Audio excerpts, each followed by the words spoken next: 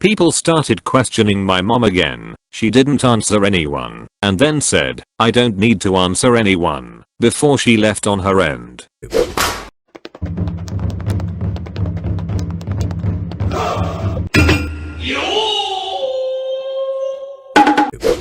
Hello there, Reddita here. Today we got a video on some of the worst moms of Reddit. We gotcha crazy, we gotcha lying sociopaths, we even got some that slept with their daughter's boyfriend. Stay tuned for the last story about a mother and her mentally challenged child. It is the most upvoted post on r/confession, and it's out of left field. Out of all of these moms, she is the most debatable. You will see what I mean. Before we start, please, if you enjoy the video, smash that like button, and then, ever so gently tap the subscribe button. I'm only a handful of subs away from 1000, and every sub helps a lot more than you think. Alrighty then, video time. Enjoy. r/confession.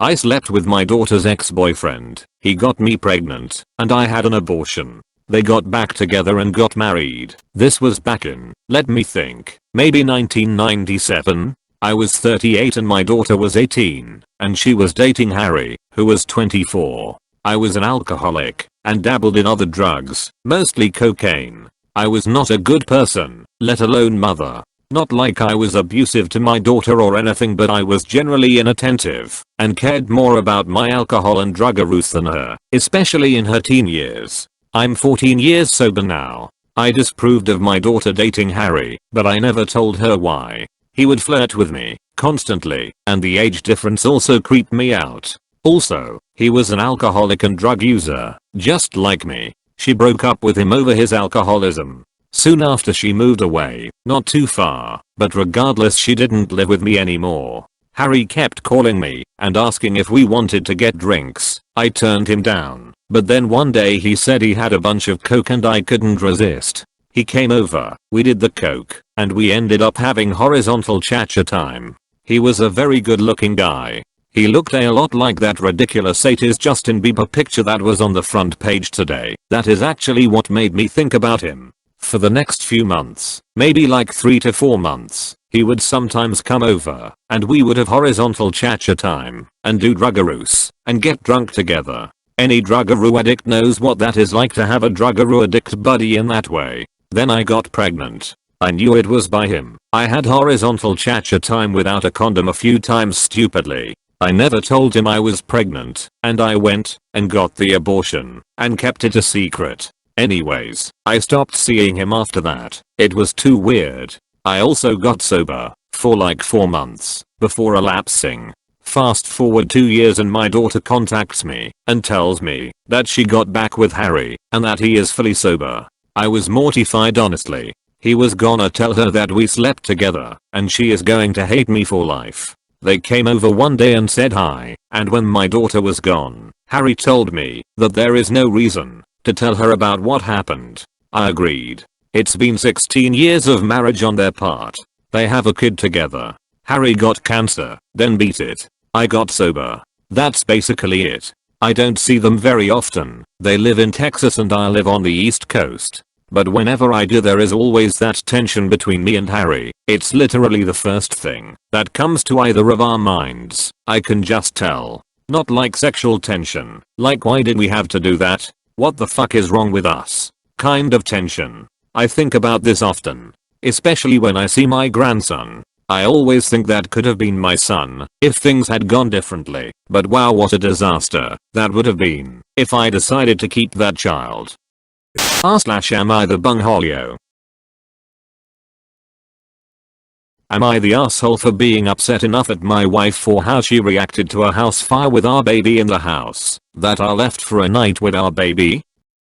My wife and I have an 8-month-old. Last week I was coming home from work, and just as I was coming up the driveway, she came running down the driveway barefoot. She saw me and yelled at me to call 911. There was a fire in the kitchen. I asked her where our daughter was, because she wasn't with her, and she said she was inside and to call 911 fast. We live somewhere rural and response times are slow. I immediately was scared the house would go up with our daughter inside before the fire department came. I tried to run inside, and she tried to stop me, yelling again and again that I couldn't go in. There was a fire. I went in. The way the house is laid out, you have to go through the kitchen to get to the hallway with the nursery. There was a grease fire on the stove and a pan in the wall above the stove, and the curtains nearby was catching.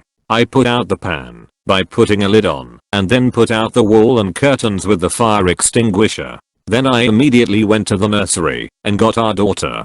Going back outside, my wife was gone. I soon found out she went down the road looking for a neighbor whose phone she could use. But at the time, and for a while, I was really upset that her reaction to a fire had been to run out without our baby, and to even try to stop me from going inside before the fire department had come. And that she put her in danger by not trying to put the fire out with a lid or baking tray over the grease fire at first when it was smaller, or trying to use the fire extinguisher. If I hadn't come home when I did, I don't want to think about what would have happened. The fire department showed up, but the fire was already out, and my wife returned too, driven by a neighbor. I was angry with her for the reasons I said, and she just totally clammed up. I went to stay with my brother and sister-in-law that night, taking our daughter, and my wife was very angry with me over it, saying the next day how dare I leave her alone after that. She needed someone to drive her to the urgent care after injuring her feet running barefoot.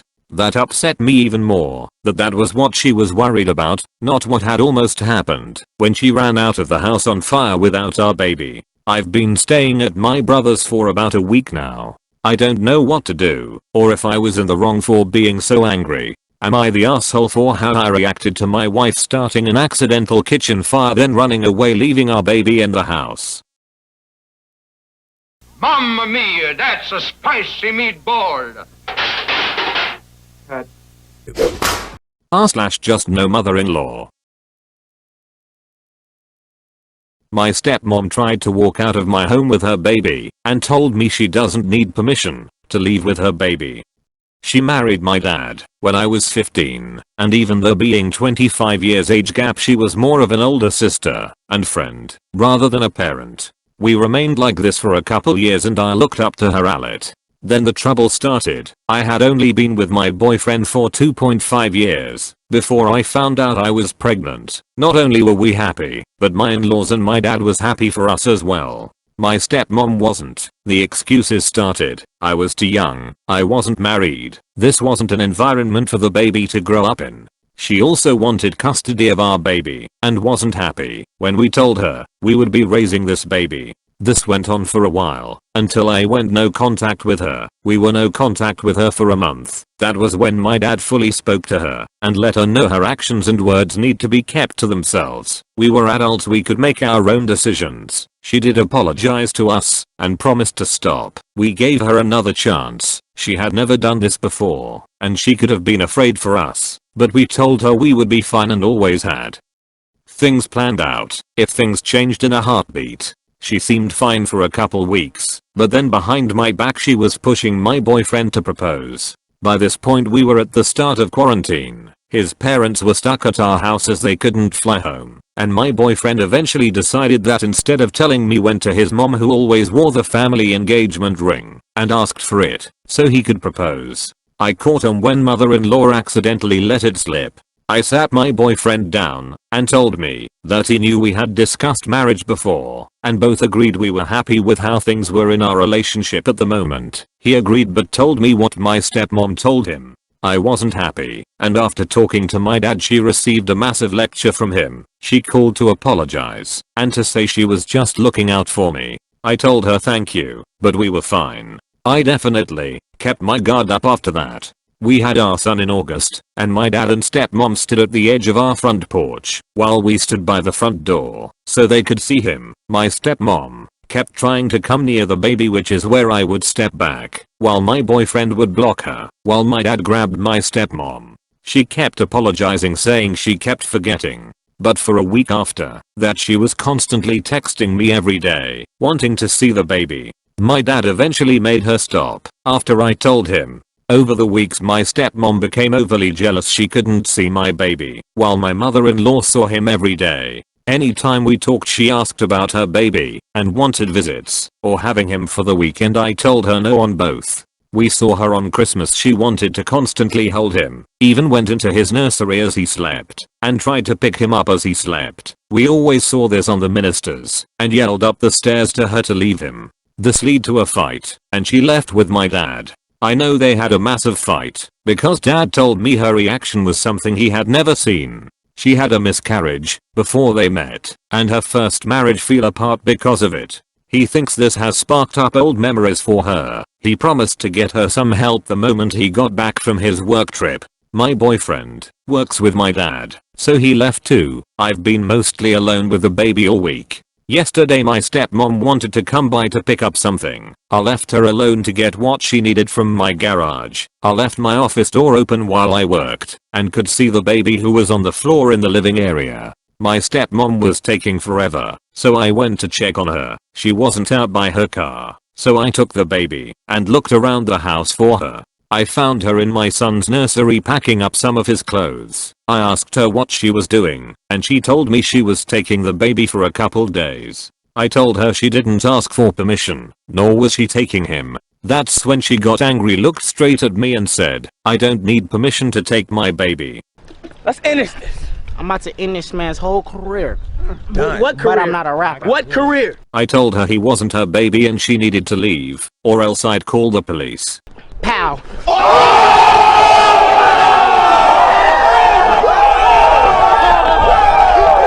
She continued to pack and ignored me, so I went to grab my phone. She then followed me down the stairs screaming at me she was leaving, but tried to grab my baby in the process. When he realized she wasn't going to get him, she screamed at me saying she only wanted to kiss him goodbye before leaving. I told both my boyfriend and dad, and I know things didn't go well for her and my dad, because she's now telling me that if I hadn't gotten pregnant it wouldn't be causing problems in her marriage. /just no mother-in-law. I need to rein my mom in again. How do I do this? So I deleted a majority of my posts, but I'm the girl whose mom was making choices over my birth control, clothing and hair choices, hiding my things, etc. I made a follow-up post detailing how she'd begun respecting my boundaries and all was well. However, things have been turning lately, and I don't know how to handle it this time.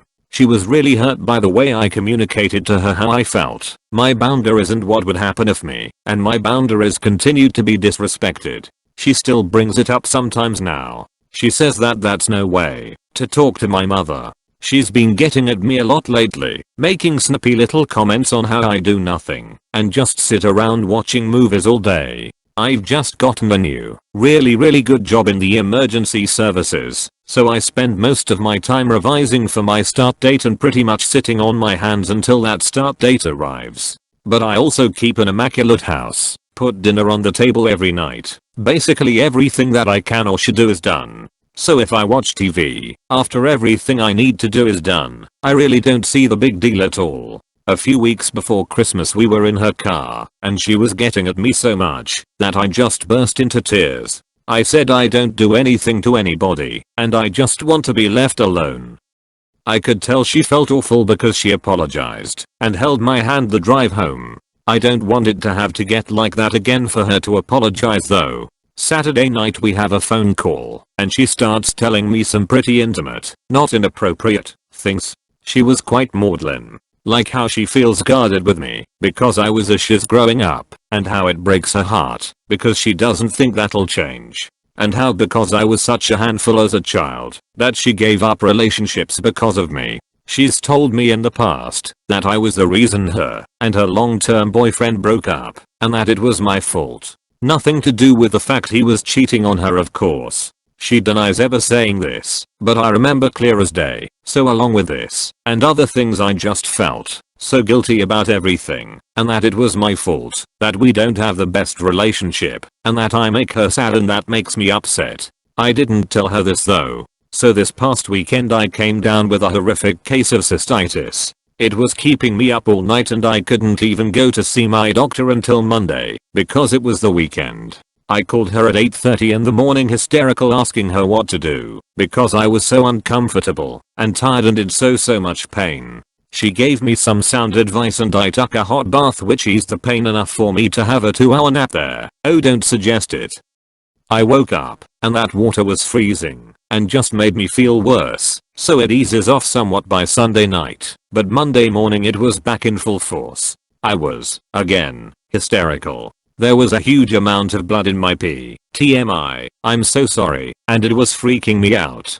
I called my doctor for an emergency appointment and the receptionist said that she'd have the nurse call me for telephone triage, then probably have me come in for an appointment. I called my mom and asked her that if they gave me an appointment, if she could take me. This was because I was in too much pain and too uncomfortable to even sit. I was also running a fever, and the thought of 2 buses there and 2 buses back, an hour and a half at least, made me feel worse. She said that she was going out and that it was a huge inconvenience. Y'all, I was already hysterical with the pain I was in. She told me to call her back and let me know what the nurse says when she rings. So the nurse calls and gives me an appointment in 1 hour from then. I couldn't have even gotten the bus if I wanted to. So she kicks up a fuss about how she wanted to get out, but yes, fine, she'll come. I didn't even bother with makeup and couldn't even bring myself to brush my hair. I felt so lousy. Mom picks me up and is giving me the silent treatment. I ask her if she's mad at me. She says a little bit. I asked her why, and she said that she's sick of picking me up and taking me places. I ask her once a week if I can go for my groceries, and I drive because she has my car. That is literally it. Once a week. Occasionally I'll ask if I can go see her, but sometimes she would have to come pick me up because the buses are off, or I don't have the money for a bus ticket. She knows she can say no and that would be fine, so she doesn't speak to me the whole ride to the doctors. I go and she stays in the car. I see the nurse, and she tells me she doesn't know how I've been living with this. The infection is so bad, and that she's got ICAMN, because it could spread to my liver or kidneys. She gave me antibiotics and I left. I ask my mom if I can stop somewhere for milk on the way home. This displeases her too. I run in and run out, and the tirade starts. She says I'm ungrateful. I told her that I'm actually very grateful for her taking me, and I don't think it's fair that I'm being yelled at and chastised for needing to go to the doctors when I'm clearly in a lot of pain. She said you should have gotten the bus, I do too much for you. But like, she'd drive over a bump and I would cry because of the pain. Can you imagine me like that on a bus? I ask her for nothing. I don't ask her for money or rides unless absolutely necessary. She says that I expect her to stop whatever she's doing whenever I want her to take me for groceries. I always call either the day before or 2 days before to make sure she's free, and that I go on and on and on about being independent, but then I ask her for shiz. I went off. I said that I ask no one for anything, and I don't do anything to anyone, so I don't know why she constantly picks at me and doesn't do it to anyone else. A huge slap in the face. Christmas Day she mentions that my brother has made a change to his hair that she doesn't like, but that she'll never tell him because I don't want to hurt his feelings. 6 months ago, she saw that I'd given myself another small undercut and said I looked like a dyke and wouldn't speak to me for days.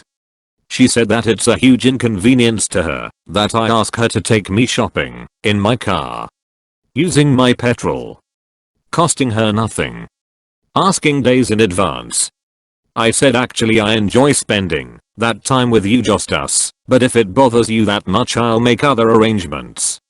Then it just went on and on and on about how I'm lazy and do nothing, and I tell people I'm independent, but I'm not really, and that I twist everything she says, and that I'm extremely manipulative. This is nothing new.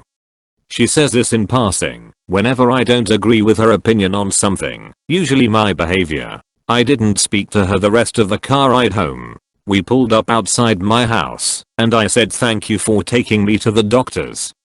Kissed her on the cheek and went inside. I had no intention of calling her or texting her. She mentioned during the fight that well maybe we should just end our relationship now. And all I could say was wow. Just shocked that she would pull that shiz on me. She texted me later that night while I was sleeping asking if I felt any better. I said yes, a little bit, thank you. She didn't text me back. Tuesday she texted me, are you feeling any better today?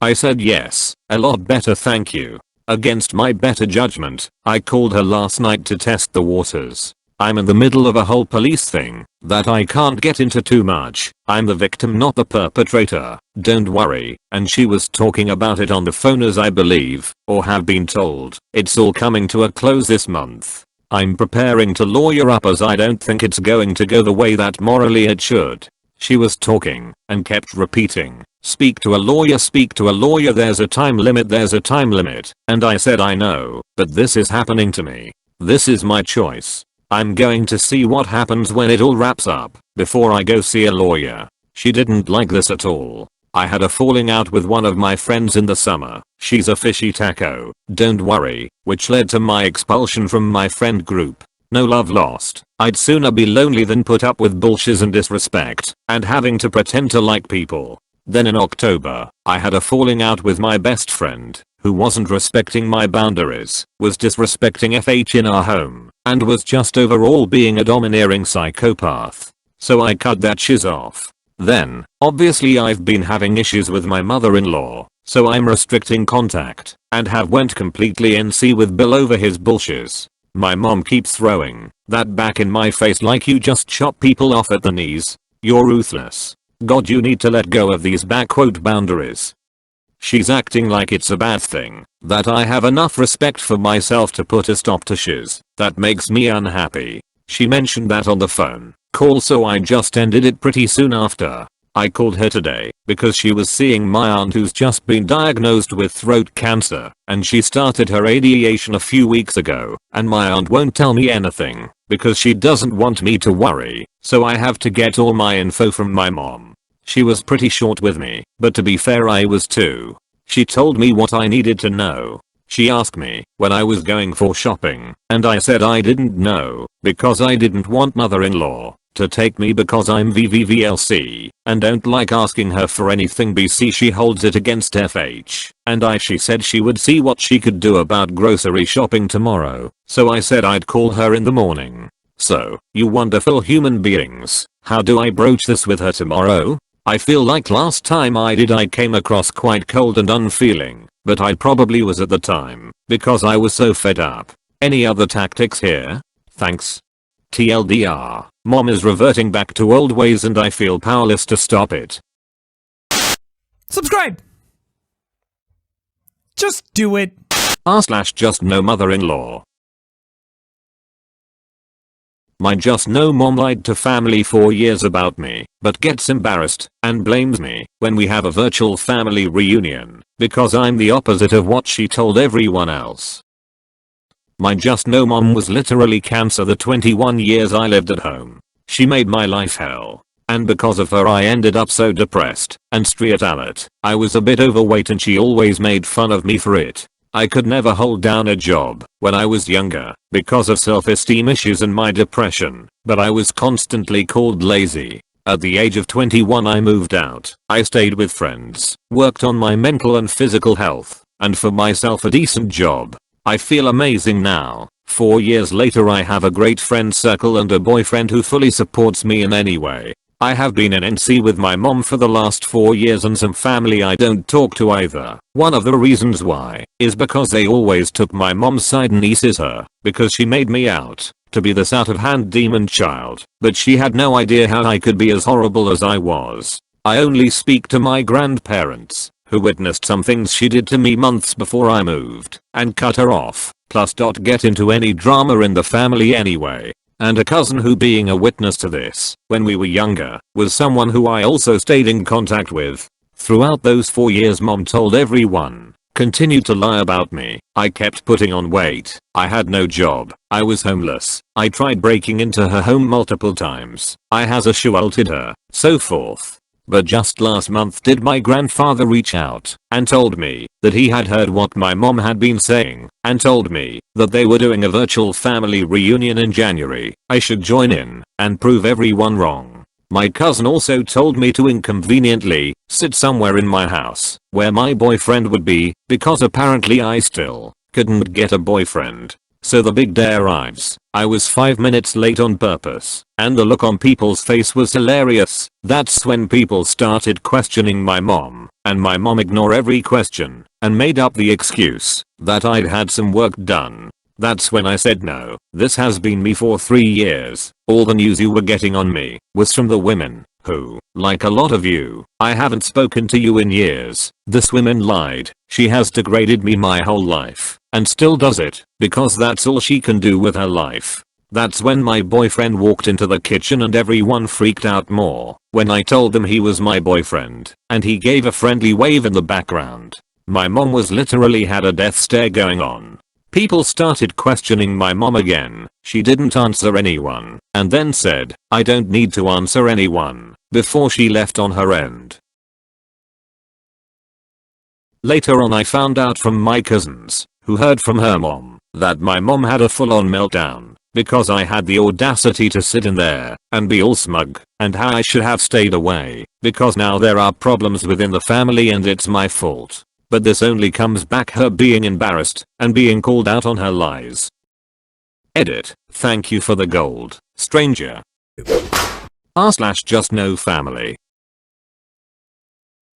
Worried my mom will ruin my brother's wedding. I have a previous post from a year ago that describes what my mother is like. In the intervening time, my therapist has identified her as having a martyr complex, which is a type of covert narcissism. In my last post, I indicated that my mom has established a pattern of ruining major life events over something small my brother or I did that to her seemed ungrateful. She thinks we never appreciate her for anything, which is absolutely absurd. No praise is enough to satiate her. Anyway, in June my brother is getting married to a woman he's had her LDR with for a few years. She lives on the opposite side of the country and the wedding is near where she lives, so we'll have to fly out to it. My mom is upset about every facet of it. She thinks my future sister-in-law and her family are going to steal my brother from her. For work reasons. After they marry they won't be able to live in our state, which my mom has been despairing about for months now. She's angry about the expenses, most notably a wedding gift, which according to her needs to stack up to the ones from my future sister-in-law's wealthy parents.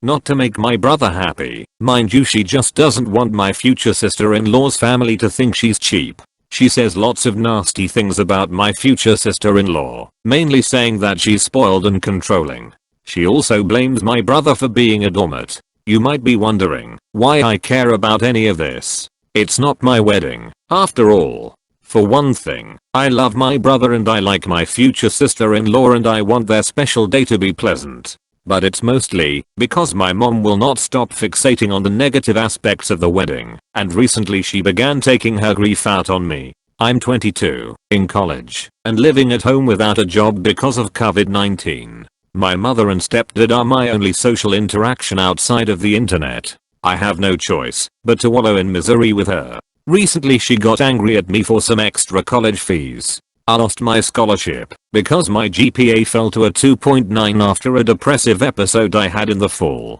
I kept telling her I would repay her when I got a job, but she kept getting mad at me for not being accountable. I began to cry because I don't do well with confrontation, and she thought I was pretending to cry to manipulate her. So I hid in my room to cry, but she followed me and said, "Please stop that, you're just making me feel guilty," as if I can just stop feeling sad on demand. Then she gave an apology saying, "I'm just upset about the wedding, and I'm tired of giving and no one appreciating me. I feel taken advantage of." I don't know what the hell she wants from me. When I offered to give her my first check when I get a job, she said I was being mean. Her idea of being taken advantage of is not being adequately praised for helping my brother and I with college. By the way, there are so many things I wanted to say to her. I want to be alone right now, and you chose to have kids, but instead I said I was sorry and agreed to spend time with her that evening. Later on after dinner, she was in a weirdly pleasant mood, asking me lots of questions and trying to make conversation, as if the argument didn't happen. As if she hadn't taken out her anger at my brother on me and then ordered me not to feel sad. As if I wasn't sitting there in a bathrobe with bloodshot puffy eyes. I tried to be kind, but I mostly just grey rocked. I've read that narcissists can get a narcissistic glow when they feel they've asserted control. It certainly felt like that's what was happening. If she continues acting this way, I'm certain she'll have a nuclear meltdown at the wedding. This is a woman who ruined my graduation day over a piece of cake. I love her, but I don't know how long I can take this. It feels like she's draining something from me, and I feel guilty, like a parasite for still living with her. But I also feel like I can never leave now, because I'm the only person left who can take care of her as she gets older. Sometimes she can be pleasant and supportive, but other times she feels like a ball and chain.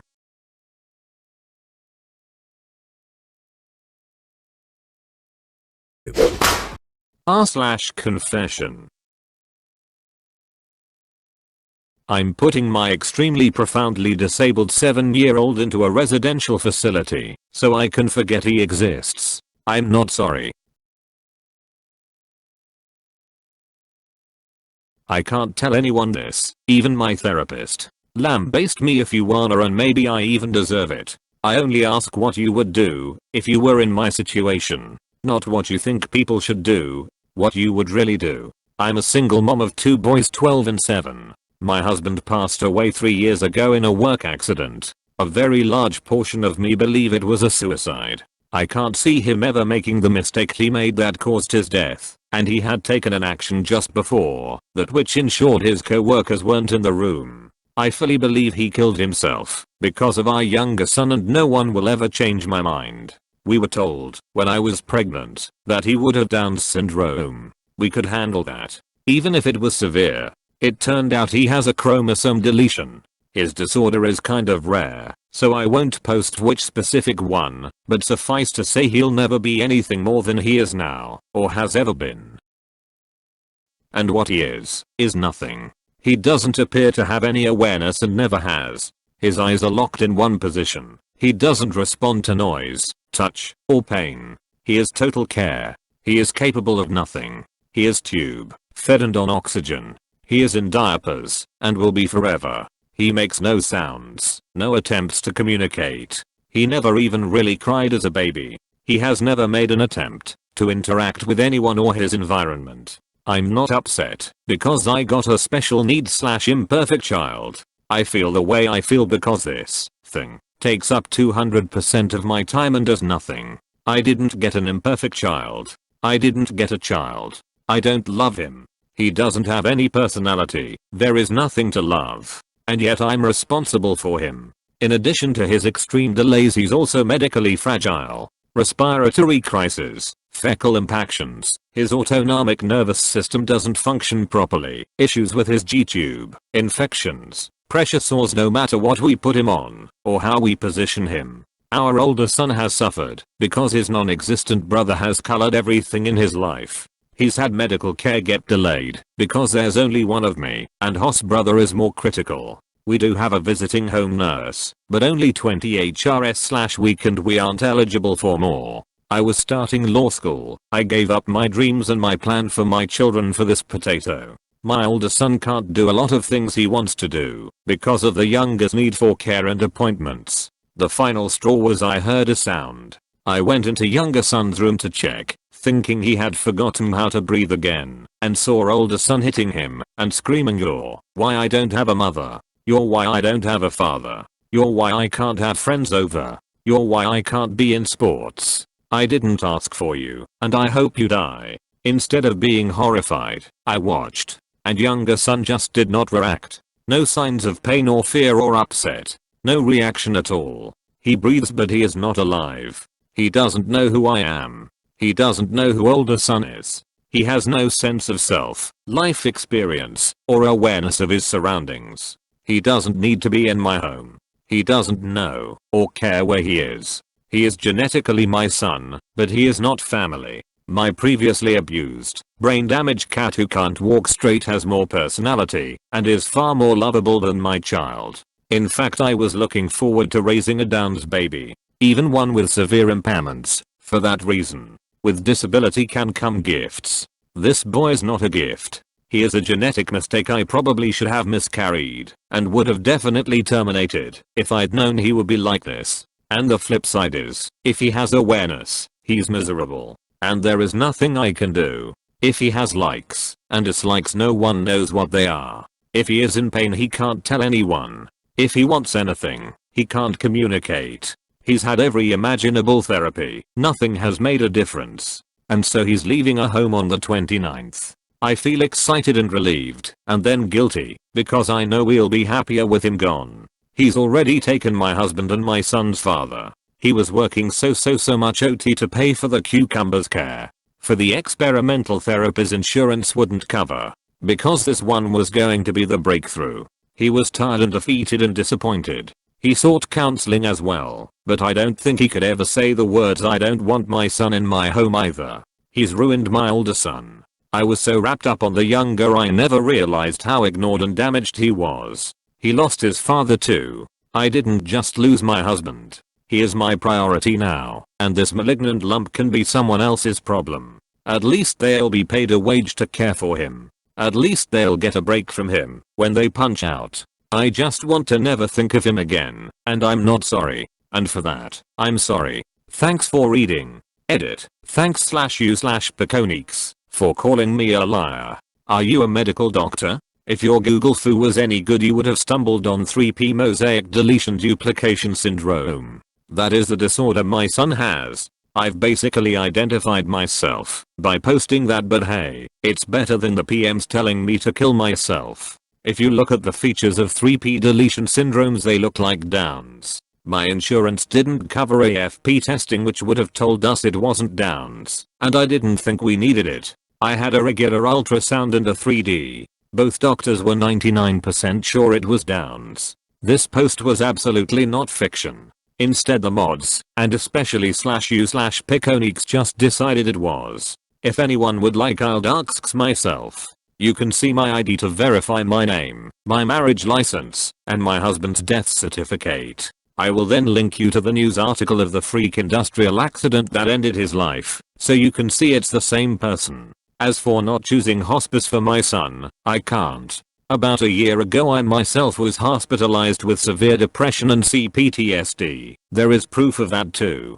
During that time my late husband's mother petitioned to get control as my son's medical proxy and got it. I'm fighting it, but it's a long, complicated process. There are competency hearings. There are statements from doctors and evaluations. Unless she okays hospice, which she refuses, I cannot decide that.